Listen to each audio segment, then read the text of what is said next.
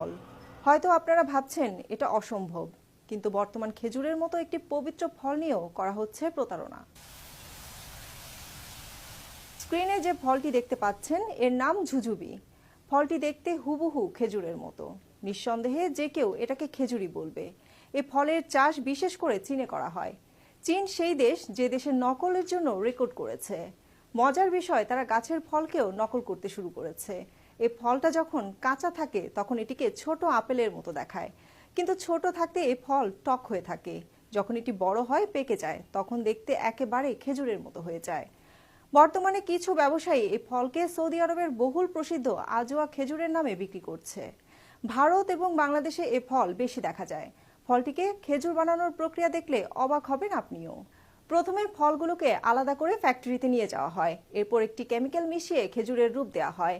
এরপর ফলগুলোকে আবার বাছাই করা হয় এবং